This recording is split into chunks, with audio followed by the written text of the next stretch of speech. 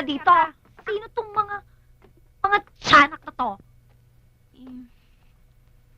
Ano? Mga anak ni... Yan na nga ba sinasabi ko? Bilib talaga ako dyan sa boyfriend mo no?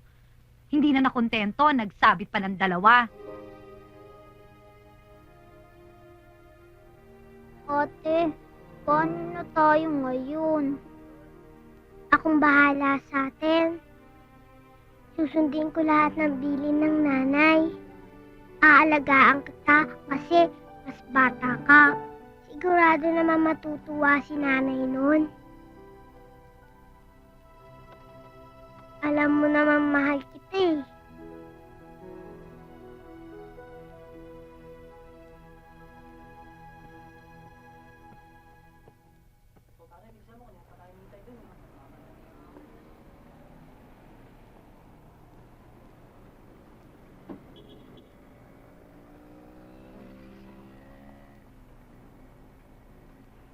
Balot niyo ang gamit niyo. Bakit po? Lilipat na tayo. Iwan niyo na po kami dito ni Boy. Hindi pwede dahil binenta ko ng rights ng bahay na to. Hindi kami sasama sa inyo!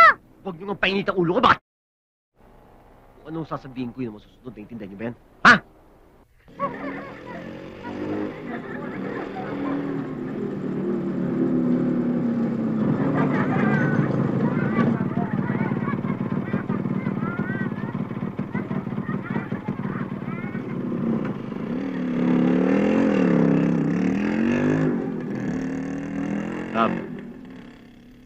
Boy, saka si Roberta.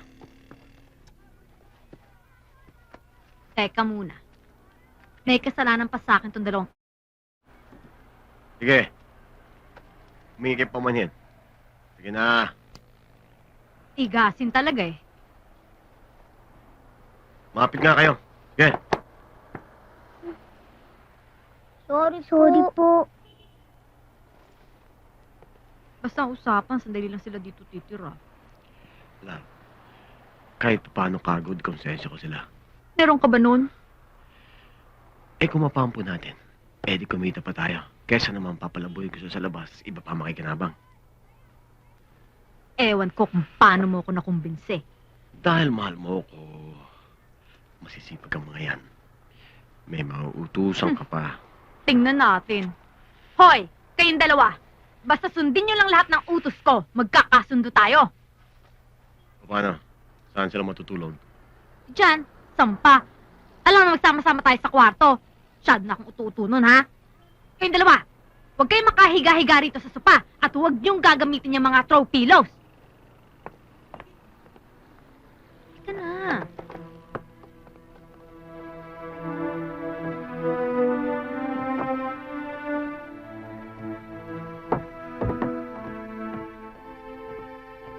Ate, siya ba yung bago nating nanay? Hindi natin yung kaano-ano.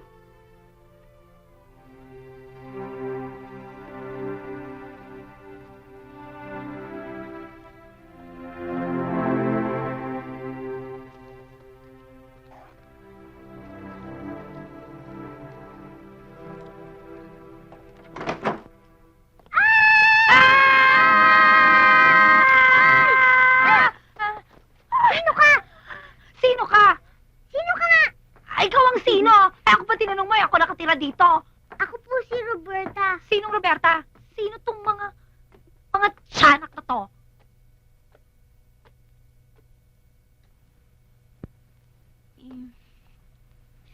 Ano? Mga anak ni... Yan na nga ba sinasabi ko? Bilib talaga ako dyan sa boyfriend mo no? Hindi na nakontento, nagsabit pa ng dalawa. Maganda. Hoy, kay mga bata. Total, mag-uumaga na rin lang. Mag-umpisa na kayong magtrabaho. Ha? Linisin yung mga kalat sa kusina. At pagkatapos, mag-igib na kayo ng tubig dahil bihira ang tubig dito. Ha? Ganda. Sige na. Ay nako, Mary ha. Ganda-ganda mo. Skip-skip na nga natin dito eh. Pasensya ka na. Mabuti na nga may katulong tayo. Pansamantala lang naman yan eh. Eh nako, ganyan-ganyan si Domingo yung magaling mong boyfriend. Nung una pa overnight. Pagkatapos nalingat lang ako, dito na nakatira, hindi ba? Oh, ewan ko sa'yo. Iska nga dyan. Inis ako.